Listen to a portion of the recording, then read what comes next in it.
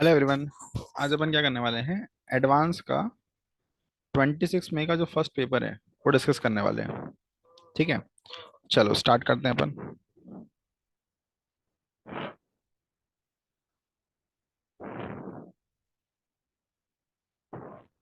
पहला क्वेश्चन देखते हैं। ठीक है, आप आराम से ये क्वेश्चन रीड कर लीजिए। ठीक है, आपको क्वेश्चन में क्या दे रखा है? आपके पास एक ब्लॉक है जिसकी हीट कैपेसिटी दे रखी है ना? ध्यान रखना, आपको हीट कैपेसिटी दे रखी है। ठीक है, इस ऑब्जेक्ट के ऊपर, इस ब्लॉक के ऊपर आप क्या कर रहे हो? रेडिएशन इंसिडेंट करा रहे हो। ठीक है, आपको इंसिडेंट पावर दे रखी है। ठीक है, और आपसे बोला गया है कि एक छोटे से टाइम के बाद ऑब्जेक्ट का टेम्परेचर कितना हो जाएगा ये बता दो। है ना? छोटे से टाइम के बाद ऑब्जेक्ट का टेम्परेचर अपने को बताना है। ठीक है, तो मैंने क्या करा, मैंने मान लिया किसी भी जनरल टाइम टी पर पावर पी तो इंसिडेंट हो ही रही है। ठीक है, साथ में सिग्मा ई ए टी की पावर 4। है ना? किसी जनरल टाइम टी पर अगर टेम्परेचर कैपिटल टी के बराबर है तो उससे पावर जो रेडिएट हो रही होगी वो इतनी होगी, सिग्मा ई ए टी की पावर 4। ठीक है, जो इंसिडेंट पावर है उसको पॉजिटिव ले लिया, जो पावर रेडिएट हो रही है उसको नेगेटिव ले लिया। ठीक है, ये जो नेट पावर है इसको अगर मैं dt से मल्टीप्लाई करूंगा, है ना, तो मुझे ये पता लग जाएगा कितना ओवरऑल हीट का एक्सचेंज हो रहा है। ठीक है, और अगर अपन इसको इंटीग्रेट कर देते हैं, ठीक है, तो इसका इंटीग्रेशन अपने को टोटल हीट का एक्सचेंज दे देगा। ठीक है, और जो टोटल हीट है उसको हम एम एस डेल्टा टी लिख सकते हैं, या फिर हम उसको लिख सकते हैं heat capacity into D T का इंटीग्रेशन।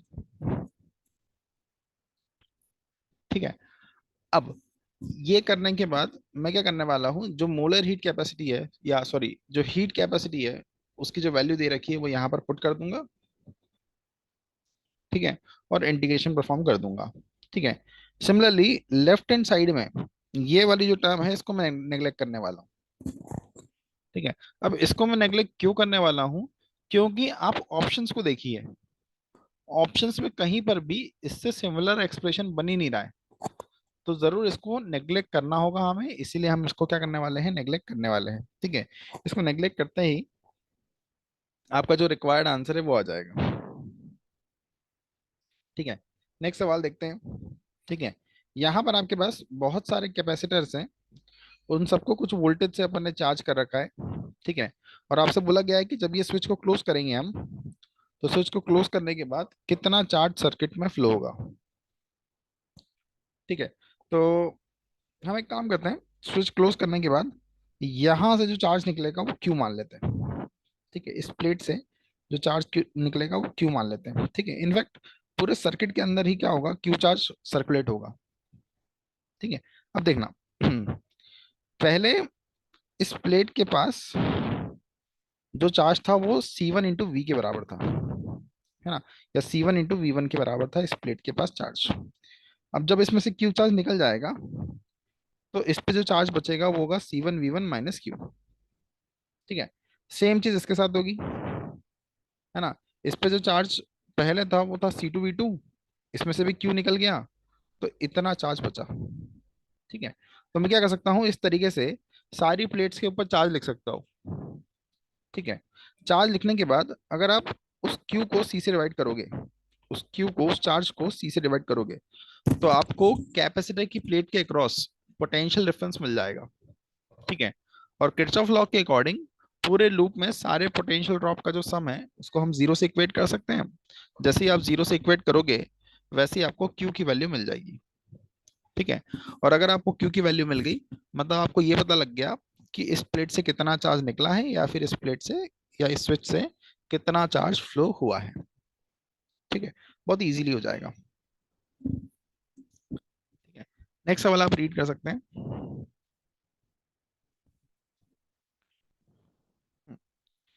इस सवाल का सॉल्यूशन देखना। ठीक है, आपको क्या बोल रखा है कि यहाँ पर आपके पास एक आइस का क्यूब है और यहाँ पर आपके पास वाटर है। ठीक है, जो हमारा आइस क्यूब है वो मेल्ट हो रहा है। मेल्ट होने के बाद हमसे क्या पूछा गया है? हमसे सिस्टम की चेंज इन पोटेंशियल एनर्जी निकालने का बोला गया है। ठीक है, अब आपको ये समझना है कि अगर ये पूरा की पूरा आइस है, ठीक है। तो ये आइस मेल्ट होने के बाद जो वाटर बनेगा वो सिर्फ ये वाला जो शेडेड रीजन है इस रीजन के वॉल्यूम को ऑक्यूपाई करेगा। अगर ये पूरा आपका आइस है तो ये आइस मेल्ट होने के बाद जो वाटर बनेगा वो इस शेडेड रीजन का वॉल्यूम ऑक्यूपाई करने वाला है। ठीक है। तो जैसे ये आप आइस को मेल्ट कराते हो उससे जो पानी बनेगा, ठीक है, वो पानी का उतना ही वॉल्यूम होगा जितना वॉल्यूम आइस का पहले क्या था, सबमर्ज था। ठीक है। अच्छा, ऐसा होने की वजह से हम ऐसा मानने वाले हैं कि ये मेल्ट होके जो पानी बनाएगा वो बस इतने पोर्शन को ऑक्यूपाई कर लेगा। ये वाला आइस जो है वो मेल्ट होके क्या करेगा, बस इस शेडेड रीजन के वॉल्यूम को ऑक्यूपाई कर लेगा। ठीक है। और बचा हुआ जो रीजन है वो अनडिस्टर्ब रह जाएगा। ठीक है। अब इसके अकॉर्डिंग देखना, मैं क्या कर रहा हूँ, स्टार्टिंग में जो वॉल्यूम सबमर्ज्ड है वो निकाल रहा हूँ। ठीक है। वो वॉल्यूम सबमर्ज निकालने के लिए मैं क्या करने वाला हूँ कि जो ऑब्जेक्ट पे या आइस के ऊपर ग्रेविटी का फोर्स लगेगा उस ग्रेविटी के फोर्स को मैं बर्न फोर्स से इक्वेट कर रहा हूँ। ऑब्जेक्ट पे जो ग्रेविटी का फोर्स लगेगा वो ग्रेविटी का फोर्स होगा mg के बराबर।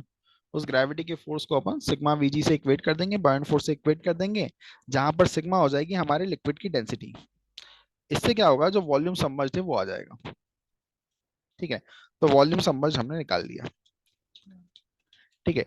वॉल्यूम सबमर्ज्ड निकाल लेने के बाद अब मैं क्या कर रहा हूँ, नेक्स्ट जो आइस का वॉल्यूम है स्टार्टिंग में वो आइस का वॉल्यूम निकाल रहा हूँ। ठीक है। आइस का वॉल्यूम निकालने के लिए मैं क्या करूंगा, जो आइस का मास दे रखा था उसको डेंसिटी से डिवाइड कर दूंगा। मास को डेंसिटी से डिवाइड करके इनिशियली जो आइस का वॉल्यूम है वो आ गया। ठीक है। आइस का वॉल्यूम आ जाने के बाद अब क्वेश्चन में बोला गया था कि आइस जो है वो क्यूब के फॉर्म में है। ठीक है। तो आइस के वॉल्यूम को अपन ए क्यूब से इक्वेट कर सकते हैं, यहाँ से क्यूब की लेंथ आ जाएगी। ठीक है। लेंथ आ जाने के बाद अब आपको ये समझना है कि जो हमने वॉल्यूम समझ निकाला था, ये वाला जो वॉल्यूम समझ अपन ने निकाला था, इतना वॉल्यूम फाइनली वाटर ऑक्यूपाई करने वाला है। ठीक है। तो ये जो वॉल्यूम हमने निकाला था, ठीक है, इस वॉल्यूम को हम बोल सकते हैं वॉल्यूम सबमर्ज्ड, या फिर इस वॉल्यूम को हम बोल सकते हैं volume occupied by the water finally. ठीक है। और इस वॉल्यूम को अपन इक्वेट कर सकते हैं ए स्क्वायर इंटू एच के बराबर। ठीक है। जहां पर ए स्क्वायर रिप्रेजेंट करेगा इस क्यूब के बेस का एरिया और एच रिप्रेजेंट करेगा ये वाली हाइट। ठीक है। इससे फायदा क्या होगा, इससे हाइट आ जाएगी, एच आ जाएगी, है ना। इससे फायदा क्या है, इससे हमारी ये वाली जो हाइट है ये हाइट आ जाएगी। ठीक है। ये हाइट आ जाने के बाद अब पोटेंशियल जी लिखना काफी आसान हो जाएगा। ठीक है। देखना, स्टार्टिंग में हमारा जो आइस है उसका मास पता है हमें, है ना, उस जी पता है हमें। ठीक है। और हाइट हम मेजर कर लेंगे यहाँ से, जो आइस का बॉटम सरफेस है, आइस का जो पोर्शन है उसका जो बॉटम है उससे अपन हाइट मेजर कर लेंगे। ठीक है। तो हम क्या कर सकते हैं, इनिशियली पोटेंशियल निकाल सकते हैं एम जी एच, मास लिख लिया, जी लिख लिया। पहले आइस क्यूब की हाइट जो है वो 10 के बराबर थी, तो सेंटर ऑफ मास जो है वो 10/2 पर होगा, इसके हिसाब से हमने स्टार्टिंग में एनर्जी लिख ली। फाइनली क्या होगा, फाइनली मेल्ट होने के बाद ये वाली जो लेंथ है ये लेंथ आ जाएगी 9 सेंटीमीटर के बराबर। तो सेंटर ऑफ मास जो है, मेल्ट होने के बाद जो वाटर बनेगा उसका सेंटर ऑफ मास 9/2 पे लाई करेगा। तो फाइनली जो पोटेंशियल जी है वो एम जी एस हो जाएगी। एम लिख लिया, जी लिख लिया, हाइट लिख ली। ठीक है। दोनों को सब्ट्रैक्ट करेंगे तो जो एनर्जी लॉस आ रहा है वो आराम से आ जाएगा। ठीक है। चलो नेक्स्ट सवाल देखना, एक बार आप सवाल रीड कर लीजिए। ठीक है। और इसका एक्सप्लेनेशन बड़ा सिंपल है कि पहले आपके पास ये सिस्टम था, फाइनली आपके पास ये सिस्टम है। ठीक है। अब आपको ये समझना है कि हम जिस न्यूक्लियाई के बारे में बात कर रहे हैं वो स्मॉलर न्यूक्लियाई है। अभी जिस न्यूक्लियाई के बारे में हम बात कर रहे हैं वो एक छोटा न्यूक्लियाई है। ठीक है। और स्मॉल न्यूक्लियाई के केस में क्या होता है ना, अगर आप स्टेबिलिटी चाहते हो तो या तो नंबर ऑफ प्रोटॉन्स और नंबर ऑफ न्यूट्रॉन्स बराबर होना चाहिए। अगर बहुत लाइट न्यूक्लियाई के बारे में बात कर रहे हो तो number of protons number of neutron बराबर होंगे तो वो स्टेबल होगा, या फिर न्यूट्रॉन की जो संख्या है वो प्रोटॉन से स्लाइटली ज्यादा होना चाहिए। है ना। तो उस केस में आपकी स्टेबिलिटी सबसे ज्यादा होगी या फिर आपकी जो बाइंडिंग एनर्जी है वो सबसे ज्यादा होगी। ठीक है। अब मुझे समझ में आ रहा है जैसे ही मैं इस कंडीशन से इस कंडीशन में आ रहा हूँ, वैसे ही न्यूट्रॉन की संख्या तो कम हो जा रही है इसके कंपैरिजन में। न्यूट्रॉन की संख्या कम होने का सीधा सीधा मतलब ये है कि आपकी स्टेबिलिटी कम हो जाएगी या फिर आपकी बाइंडिंग एनर्जी कम हो जाएगी। ठीक है। तो मैं डायरेक्टली देख के बता सकता हूँ कि पहला वाला जो कंडीशन है या पहले वाली जो सिचुएशन है वो ज्यादा स्टेबल है। ठीक है। चलो नेक्स्ट सवाल देखिए।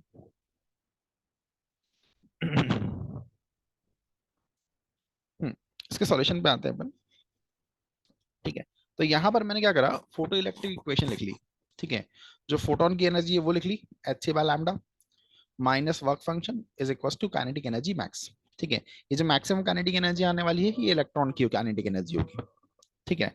अब जो इलेक्ट्रॉन की काइनेटिक एनर्जी है उसको मैं इस तरीके से लिख सकता हूँ। ठीक है। इससे मोमेंटम आ जाएगा, और मोमेंटम अगर आ गया तो इस मोमेंटम से मैं इलेक्ट्रॉन की डी ब्रोगली वेवलेंथ निकाल सकता हूँ। ठीक है। तो मैंने इलेक्ट्रॉन की डी ब्रोगली वेवलेंथ और इलेक्ट्रॉन की काइनेटिक एनर्जी के बीच में एक रिलेशन निकाल लिया। ठीक है। इस रिलेशन से मैं क्या कर सकता हूँ, इलेक्ट्रॉन की जो काइनेटिक एनर्जी है उसको डी ब्रोगली वेवलेंथ के टर्म्स में रिप्रेजेंट कर सकता हूँ। ठीक है। तो यहां से मैंने क्या करा, काइनेटिक एनर्जी को डी ब्रोगली वेवलेंथ के टर्म्स में रिप्रेजेंट कर दिया। रिप्रेजेंट करने के बाद इस तरह से कुछ एक्सप्रेशन आ जाएगा। काइनेटिक एनर्जी को इस फॉर्म में अपन लिख सकते हैं। ठीक है। इस फॉर्म में लिखने के बाद मुझे इतना समझ में आ रहा है कि अगर आप फोटोन की वेवलेंथ बढ़ाते जाते हो, ठीक है, तो इलेक्ट्रॉन की जो वेवलेंथ है या इलेक्ट्रॉन की जो डी ब्रोगली वेवलेंथ है वो भी बढ़ती जाएगी। ठीक है। ये कंक्लूजन हम आराम से ड्रॉ कर सकते हैं। ठीक है। ये कंक्लूजन ड्रॉ करने के बाद अब मुझे ये समझ में आ रहा है कि यार ये जो फर्स्ट वाला पॉइंट है या जो सेकंड वाला पॉइंट है, ये दोनों पॉइंट्स एक्चुअल में रिप्रेजेंट कर रहे हैं थ्रेशोल्ड वेवलेंथ को, है ना। एक ऐसी वेवलेंथ जिसके बाद फोटो इलेक्ट्रिक इफेक्ट हो ही नहीं पाएगा। ठीक है। फर्स्ट और सेकंड उस डी ब्रोगली वेवलेंथ को रिप्रेजेंट कर रहे हैं। ठीक है। चलो अब आपको क्या करना है, आपको यहाँ पर ये तो आइडिया लग जाएगा कि ये वाला पॉइंट और ये वाला पॉइंट डी ब्रोगली वेवलेंथ को रिप्रेजेंट कर रहे हैं। ठीक है। और आप थोड़ा सा इस रिलेशन का यूज करोगे ना, है ना, क्वेश्चन में बोला गया है कि work function 1 is greater than work function 2। ठीक है। तो इस डेटा का अगर आप यूज करोगे तो आपको आराम से पता लग जाएगा कि ये वाला जो ग्राफ है ये फर्स्ट को ही रिप्रेजेंट करना चाहिए, और ये वाला जो ग्राफ है, ये वाला जो पोर्शन है ये सेकंड को ही रिप्रेजेंट करना चाहिए। ठीक है। इस डेटा से, है ना, ये वाला जो पॉइंट है वो रिप्रेजेंट कर रहा है थ्रेशोल्ड वेवलेंथ को। उस डेटा के हिसाब से और वर्क फंक्शन के इंफॉर्मेशन के हिसाब से आप आराम से पता लगा सकते हो कि कौन सा ग्राफ 1 को रिप्रेजेंट करेगा, कौन सा ग्राफ 2 को रिप्रेजेंट करेगा। ठीक है। नेक्स्ट सवाल देखते हैं अपन। इस सवाल में क्या बोल रखा है कि आपके पास एक प्लेट है, एक पार्टिकल है। ठीक है। प्लेट जो है वो एसएचएम परफॉर्म कर रही है। ठीक है। और पार्टिकल प्लेट पे जाके टकरा रहा है जब प्लेट अपनी मीन पोजीशन पर है। ठीक है। और ऐसा करने की वजह से हर बार पार्टिकल एच हाइट तक जाता है, फिर नीचे गिरता है, टकराता है, फिर एच हाइट तक जाता है। ये मोशन कंटिन्यूअसली रिपीट होते जा रहा है। ठीक है। तो यहां पर मैंने क्या करा है, मैंने एक पर्टिकुलर केस कंसिडर कर लिया जब पार्टिकल नीचे आ रहा है, प्लेट ऊपर जा रही है। ठीक है। अब आपको समझना है कि अगर पार्टिकल यहाँ पर टकराने के बाद वापस से एच हाइट तक जाना चाहता है, तो टकराने के बाद उसकी जो वेलोसिटी है वो अंडर रूट ऑफ 2gh के बराबर ही होना चाहिए ऊपर की तरफ। ठीक है। अब मैं इस पॉइंट पे क्या कर रहा हूँ, कोफिशिएंट ऑफ रेस्टिट्यूशन की इक्वेशन लिख रहा हूँ। Velocity of separation under root of 2gh minus omega a upon velocity of approach. ठीक है। और इस डेटा से या इस इक्वेशन को मैं इक्वेशन नंबर 1 बोल देता हूँ।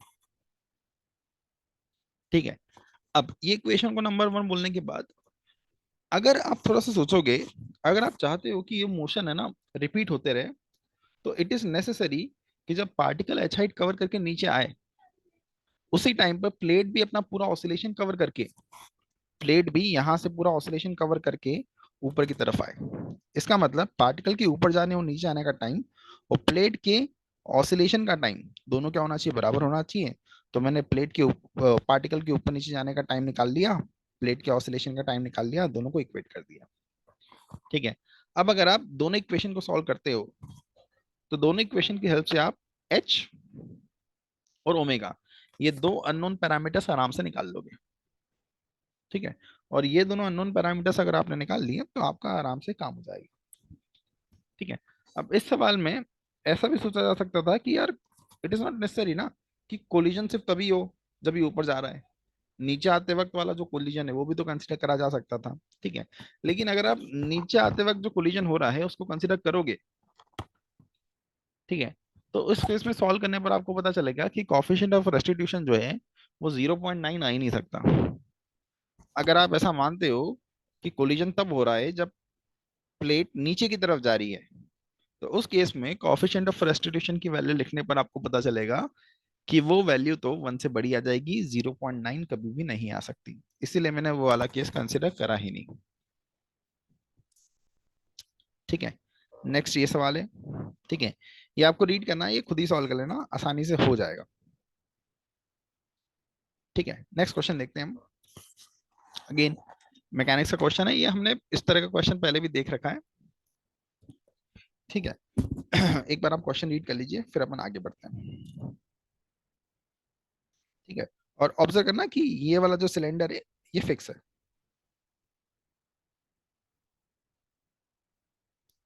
ठीक है, चलो अब देखो, आइडिया ये है कि यहाँ पर ये जो पॉइंट है, इस पॉइंट पे हम नहीं चाहते कि कुछ भी स्लिपिंग हो। सबसे पहली चीज तो ये है, जो पॉइंट ऑफ कांटेक्ट है दोनों के सिलेंडर के बीच का, हम नहीं चाहते कि वहां पर बिल्कुल भी किसी टाइप की स्लिपिंग हो। अगर आप नहीं चाहते कि वहां पर किसी भी प्रकार की स्लिपिंग हो, तो इसका मतलब वो पॉइंट बिहेव करेगा लाइक एन एक्सिस, है ना, वो पॉइंट बिहेव करेगा लाइक एन एक्सिस। ठीक है, और अगर आप आपके बड़े वाले सिलेंडर को इस तरीके से रोल कराना चाहते हो, तो रोल कराने के लिए इस एक्सिस के अबाउट एफ का जो टॉर्क है that must be greater than m g का टॉर्क, तभी ये ऊपर की तरफ इस तरीके से रोल कर पाएगा। ठीक है, तभी ये इस तरह से ऊपर की तरफ रोल कर पाएगा। ठीक है, चलो अब देखना, सबसे पहले तो मैं उसी की इक्वेशन बना लेता हूँ कि एफ का जो टॉर्क है वो एम जी के टॉर्क से ज्यादा होना चाहिए। ठीक है, तो ये मैंने एफ लिख लिया। ठीक है, एक्सिस से परपेंडिकुलर डिस्टेंस डाल दी। ठीक है, एक्सिस से परपेंडिकुलर डिस्टेंस इतनी आ जाएगी, है ना, और उसके टॉर्क को एम जी के टॉर्क से बड़ा कर दिया। ठीक है, ध्यान रखना कि मैं इसी एक्सिस के अबाउट इक्वेशन लिख रहा हूँ। ठीक है, तो वहां से एक इक्वेशन तो आ जाएगी। ठीक है, अच्छा ये एंगल आप चाहो तो निकाल सकते हो, ये एंगल बड़े आराम से आ जाएगा। ये वाले डिस्टेंस को अगर आप देखोगे तो ये कैपिटल डी बाई टू है, ये वाले डिस्टेंस को अगर आप देखोगे तो स्मॉल डी बाई टू है, तो ये कुल मिला के ये डिस्टेंस आपको पता है। अगर आप ये वाले डिस्टेंस को देखोगे तो ये कैपिटल डी बाई टू है, ये डिस्टेंस देखोगे तो स्मॉल डी बाई टू है, तो दोनों को सब्ट्रैक्ट करके ये वाले डिस्टेंस आ जाएगी capital D by two minus small D by two. अब ये लेंथ और ये लेंथ अगर आपको पता है तो एंगल निकाल सकते हो, सामने वाली साइड निकाल सकते हो। ठीक है, तो मैंने बस वो सारी वैल्यूज यहाँ पर पुट कर दी है, और मैंने बस सिंपल सा कॉन्सेप्ट अभी यही लगाया है कि इसका टॉर्क एम जी के टॉर्क से क्या होना चाहिए, ज्यादा होना चाहिए। ठीक है, ये हो जाने के बाद अब अगर आप सेंटर ऑफ मास को देखोगे, ठीक है, तो अगर ये वाला पॉइंट एक्सिस की तरह बिहेव कर रहा है तो सेंटर ऑफ मास इस एक्सिस के अबाउट क्या कर सकता है, सिर्फ सर्कुलर मोशन परफॉर्म कर सकता है। अगर वो सिर्फ सर्कुलर मोशन परफॉर्म कर सकता है तो उसके पास दो ही टाइप के एक्सेलेरेशन हो सकते हैं, एक सेंट्रीपिटल और एक टेंजेंशियल। ठीक है, अब यहाँ पर सेंट्रीपिटल एक्सेलेरेशन जो है वो जीरो होना चाहिए, क्योंकि इनिशियल एंगुलर वेलोसिटी जीरो है। और अगर हम जस्ट इसको रोटेट कराना चाहते हैं, अगर आप इसको जस्ट इस डायरेक्शन में रोटेट कराना चाहते हो, तो आप टेंजेंशियल एक्सेलरेशन भी लगभग इसका जीरो ले सकते हो। ठीक है, तो अब देखना मैं क्या कर रहा हूँ, मैं इस डायरेक्शन में इक्वेशन लिख रहा हूँ। ठीक है, ये जो डॉटेड लाइन दिख रही है ना, इस लाइन के लॉन्ग में इक्वेशन लिख रहा हूँ। ठीक है, तो एम जी का इस लाइन के लॉन्ग कॉम्पोनेंट आएगा, ये जो हॉरिजॉन्टली एफ फोर्स लग रहा है उसका इस लाइन के लॉन्ग एक कॉम्पोनेंट आएगा, और इस लाइन के लॉन्ग नॉर्मल होगा। ठीक है, ये तीनों फोर्स एक दूसरे को बैलेंस करेंगे, क्योंकि इस लाइन के अलोंग सेंट्रीपिटल एक्सेलरेशन जीरो है। फिर इस लाइन के परपेंडिकुलर डायरेक्शन में अगर आप देखोगे तो mg का एक कंपोनेंट आएगा, जो एफ फोर्स लग रहा है उसका भी एक कंपोनेंट आएगा, और साथ में यहाँ पर जो फ्रिक्शन प्रेजेंट है ना, वो फ्रिक्शन भी आएगा टेंजेंशियल डायरेक्शन में। ठीक है, ये सारे फोर्स भी एक दूसरे को बैलेंस करेंगे, रीजन कि टेंजेंशियल एक्सेलरेशन इस डायरेक्शन में एक्सेलरेशन आपका जीरो है। ठीक है, तो ये सारी इक्वेशंस हम बना सकते हैं। ठीक है, ये इक्वेशन बना लेने के बाद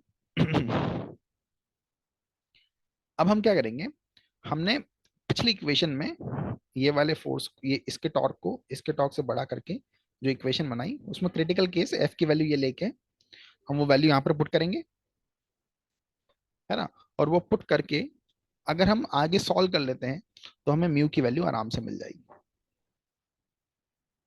ठीक है, हमने पहली इक्वेशन में क्या करा था, एफ फोर्स के टॉर्क को एमजी के टॉर्क से बड़ा करा था, उससे एफ की वैल्यू आई थी। यही क्रिटिकल केस में वैल्यू लेकर अगर हम यहाँ पर, है ना, और यहाँ पर दोनों इक्वेशंस में पुट करते हैं और सॉल्व करते हैं, तो हमारी कोफिशिएंट ऑफ फ्रिक्शन की भी वैल्यू आराम से आ जाएगी क्रिटिकल केस में। ठीक है, चलो नेक्स्ट सवाल देखिए।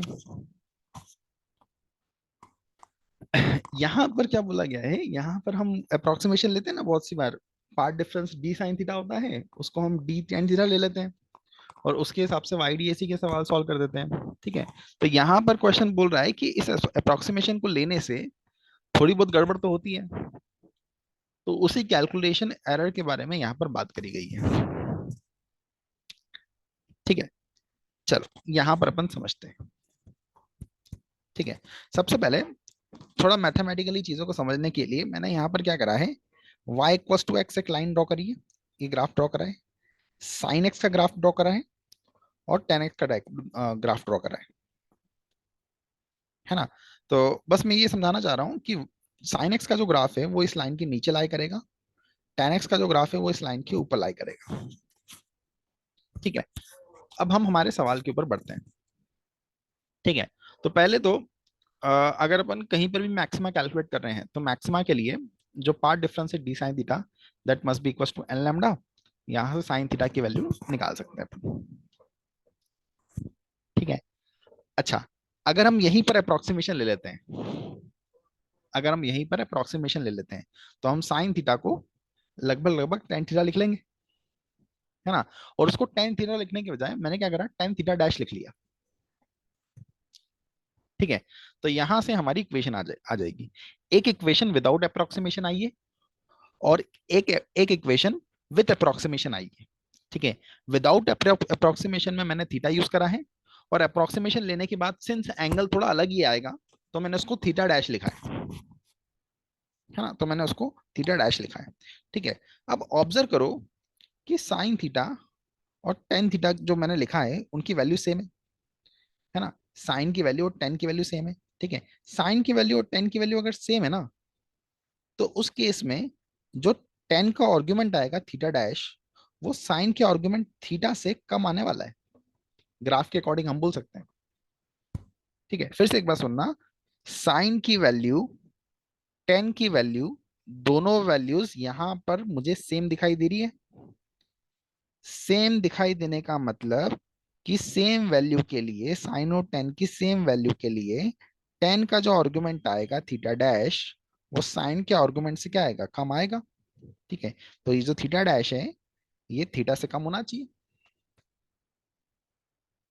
ठीक है, इसका मतलब कि अगर आप अप्रोक्सीमेशन लगाते हो तो उस केस में आपका जो एंगल निकल के आता है थीटा डैश, वो एक्चुअल एंगल थीटा से क्या हो जाता है, कम हो जाता है। और अगर आपका एंगल एक्चुअल एंगल से कम हो गया, इसका मतलब कि आपकी जो पोजीशन आई है अप्रोक्सीमेशन लगाने के बाद, वो एक तरह से सेंट्रल मैक्सिमा की तरफ शिफ्ट हो गई है ना। अगर आपका एंगल अप्रोक्सीमेशन लगाने के बाद कम हो गया है, इसका मतलब आपकी जो पोजीशन है वो एक तरह से सेंट्रल मैक्सिमा के पास में जाके शिफ्ट हो चुकी है। ठीक है, तो यहां से आपको स्टार्टिंग के दो ऑप्शन के बारे में तो आइडिया आराम से लग जाएगा। ठीक है, अब हम नीचे के दो ऑप्शंस के बारे में बात करते हैं। ठीक है, अब देखना मैं कर क्या रहा हूं यहाँ पर। मैं क्या कर रहा हूँ, ये जो एक्सप्रेशन अपन ने लिखा था और ये जो एक्सप्रेशन हमने लिखा था मैक्सिमा के लिए, इसे थीटा और थीटा डैश निकाल रहा हूँ। ठीक है, थीटा और थीटा डैश निकाल दिया और उसके साथ में मैं theta minus theta dash calculate कर रहा हूँ। ठीक है, ये वैल्यू कैलकुलेट करने के बाद अब आपको ये समझना है कि अगर आप वेवलेंथ को ज्यादा रखोगे, अगर आप वेवलेंथ को ज्यादा रखोगे तो आप एक तरह से ये वाली टर्म को ज्यादा कर रहे हो, साइन और टेन के आर्गुमेंट को ज्यादा कर रहे हो, साइन इनवर्स और टेन इनवर्स के आर्गुमेंट को ज्यादा कर रहे हो। ठीक है। अच्छा, अगर आप इन साइन इनवर्स और टेन इनवर्स के आर्गुमेंट को ज्यादा कर रहे हो, मतलब आप एक तरह से साइन थीटा और टेन थीटा की वैल्यू को ज्यादा कर रहे हो, तो जैसे ही आप वैल्यू ज्यादा करोगे, जैसे आप वैल्यू ज्यादा करोगे, वैसे ही इन दोनों के बीच में, है ना, जैसे ही आप ये वैल्यू ज्यादा करोगे, वैसे ही थीटा और थीटा डैश के बीच में जो डिफरेंस है वो ग्राफ के अकॉर्डिंग बढ़ते जाएगा। ठीक है। जब आप बिल्कुल यहां पर हो ना, है ना, जब आपकी ये वाली जो वैल्यू है, ये वाली वैल्यू बहुत छोटी है, साइन थीटा या टेन थीटा की वैल्यू बहुत छोटी है, साइन थीटा या टेन थीटा की value n lambda by d, n lambda by t. ठीक है, ये वैल्यू जब बहुत छोटी है तो थीटा डैश और थीटा के बीच में आने वाला डिफरेंस भी बहुत छोटा है। लेकिन जैसे जैसे आप ये वैल्यू को बढ़ाओगे, n lambda by d, n lambda by t वाली जो टर्म है ना, जैसे ही आप इन वैल्यूज को बढ़ाओगे, है ना, साइन थीटा और टेन थीटा डैश की वैल्यू को बढ़ाओगे, वैसे ही जो डिफरेंस है वो बढ़ते ही जाएगा। यहाँ पर आप ऑब्जर्व कर सकते हो, पहले डिफरेंस बहुत कम था, जैसे जैसे आप ऊपर जा रहे हो वैसे से डिफरेंस बढ़ते ही जाएगा। ठीक है। तो यहाँ से मैं डायरेक्टली पॉइंट कर सकता हूँ कि लैम्डा बढ़ेगा तो ये वाली जो टर्म है वो बढ़ेगी, ये बढ़ने की वजह से, ठीक है, क्लियरली दोनों ग्राफ के बीच में गैप बढ़ेगा, गैप बढ़ने की वजह से जो थीटा माइनस थीटा डैश है वो बढ़ते जाएगा, और इसके बढ़ने की वजह से क्लियरली जो वाई और वाई डैश है तो उसके बीच का डिफरेंस भी आराम से बढ़ेगा। नेक्स्ट सवाल आप आराम से कर सकते हो, ये बिल्कुल सिंपल सवाल है सरफेस टेंशन पर। ठीक है। सरफेस टेंशन का जो फोर्स है, ठीक है, वो होता है सरफेस टेंशन इनटू लेंथ। बस आपको इतना सा ही कॉन्सेप्ट लगाना है। ठीक है। यहाँ पर और यहाँ पर, सिमिलरली यहाँ पर और यहाँ पर, उससे आपका आंसर आराम से आ जाएगा। ठीक है। इसके बाद ये सवाल देखते हैं, एक बार आप क्वेश्चन रीड कर लीजिए।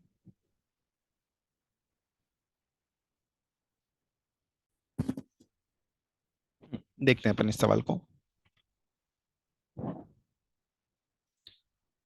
तो आपको क्या दे रखा है, आपको ऐसा दे रखा है कि लाइट रे जो है वो इस तरह से ग्रेजिंग तरीके से, ग्रेजिंगली इस सरफेस के ऊपर इंसिडेंट कर रही है। ठीक है। अब होगा क्या, यहां से रिफ्रैक्ट होने के बाद, यहां से रिफ्रैक्ट होने के बाद जो लाइट रे है उसके लिए अगर आप एंगल ऑफ रिफ्रैक्शन निकालोगे स्नेल्स लॉ की हेल्प से, तो वो एंगल ऑफ रिफ्रैक्शन बड़े आराम से 30 डिग्री के बराबर आपको दिखाई देगा। ठीक है। किसी भी पॉइंट पे अगर आप रिफ्रैक्शन कंसीडर करते हो तो उस पॉइंट पे आपको ये एंगल 30 डिग्री के बराबर दिखाई देगा। ठीक है। अब मैं क्या कर रहा हूं, यहां पर राइट साइड में और लेफ्ट साइड में एक पॉइंट मार्क कर रहा हूं। ठीक है। और यहां पर रिफ्रैक्टेड रे को ड्रॉ कर रहा हूं। ठीक है। यहां पर रिफ्रैक्टेड रे को इस तरीके से ड्रॉ कर रहा हूं। ठीक है। इस रिफ्रैक्टेड रे का वर्टिकल से जो एंगल बनेगा, ठीक है, वो एंगल 30 डिग्री के बराबर ही आने वाला है। वर्टिकल से जो एंगल बनेगा वो 30 डिग्री के बराबर ही आने वाला है। ठीक है। ये एंगल 30 डिग्री क्यों आएगा, स्नेल्स लॉ के अकॉर्डिंग। ठीक है। ये एंगल 30 डिग्री बना लेने के बाद, ठीक है, अब देखना मैं क्या कर रहा हूं, ये जो सेंटर है, ठीक है, यहां से जाने वाली लाइट रे को देख रहा हूँ। ठीक है। ये वाली जो लाइट रे है ये तो डेफिनेटली पास हो जाएगी, क्योंकि ये स्पेरिकल सरफेस पे नॉर्मली इंसिडेंट हुई है ना। सेंटर से आने वाली जितनी भी लाइट रेज हैं वो सरफेस पे परपेंडिकुलर होती हैं, तो ये परपेंडिकुलर होने की वजह से ये तो सीधे पास हो जाएगी। ठीक है। यहां पर गिरी हुई लाइट, लेट से यहां पर गिरी हुई लाइट रिफ्रैक्शन के बाद ग्रेजिंग तरीके से जा रही है। ठीक है। अगर यहां पर इंसिडेंट हुई हुई लाइट ग्रेज हो रही है फाइनली, तो इस पॉइंट के बियॉन्ड, इस पॉइंट के बियॉन्ड जो भी लाइट है वो बिल्कुल भी यहां से पास नहीं होने वाली, उसका टीआईआर हो जाएगा। ठीक है। तो अब देखना मैं इस पॉइंट से ठीक है, मैं इस पॉइंट से इस दूसरे पॉइंट को ज्वाइन कर देता हूँ। ठीक है, तो ये सेंटर से आने वाली लाइन है। ठीक है, सेंटर से आने वाली लाइन होने की वजह से इसको मैं नॉर्मल बोल सकता हूँ। ठीक है, इसको मैं नॉर्मल बोल सकता हूँ। ठीक है, और मैं चाह क्या रहा हूँ, मैं चाह रहा हूँ कि ये जो लाइट इंसिडेंट हुई है, ये वाली जो लाइट यहाँ से इंसिडेंट होके आई है, ठीक है, ये लाइट का यहाँ पर जस्ट टीआईआर हो जाए। ठीक है, या फिर ये रिफ्रैक्ट होने के बाद है ना टेंजेंशियली चली जाए। ठीक है, तो अगर मैं चाहता हूँ कि ये वाली लाइट टकराने के बाद टेंजेंशियली चली जाए, तो ये वाला जो एंगल है, ठीक है, ये वाला जो एंगल है, ये क्रिटिकल एंगल होना चाहिए। ठीक है, अच्छा, ये अगर क्रिटिकल एंगल होना चाहिए तो क्रिटिकल एंगल की वैल्यू है क्या अपने पास? क्रिटिकल एंगल होता है साइन इनवर्स ऑफ छोटा वाला रिफ्रैक्टिव इंडेक्स अपॉन बड़ा वाला रिफ्रैक्टिव इंडेक्स। यहां से आप क्रिटिकल एंगल की वैल्यू निकाल सकते हो, है ना। तो क्रिटिकल एंगल आ गया 30 डिग्री के बराबर, है ना। ये वाला जो एंगल है, ये एंगल आ गया 30 डिग्री के बराबर, ये क्रिटिकल एंगल होना चाहिए। ठीक है, अगर आपके पास ये एंगल है, ठीक है, तो क्या आप ये एंगल निकाल सकते हो वर्टिकल से जो एंगल बन रहा है? बड़े आराम से निकाल सकते हैं हम ये एंगल। ठीक है, तो हमारे पास ये वाला जो एंगल है, ये वाला एंगल बड़े आराम से आ जाएगा। ठीक है, ये वाला एंगल आ जाने के बाद अब मैं क्या करूंगा, मैं सेम चीज लेफ्ट हैंड साइड में भी अप्लाई करूंगा। ठीक है, सबसे पहले मैं इस पॉइंट को इस दूसरे पॉइंट से ज्वाइन कर रहा हूँ। ठीक है, ऐसा करने से क्या होगा, ये सेंटर से जाने वाली लाइट है। ठीक है, ये इस सरफेस पे नॉर्मल की तरह बिहेव करेगी। ठीक है, ये लाइट रिफ्रैक्ट होके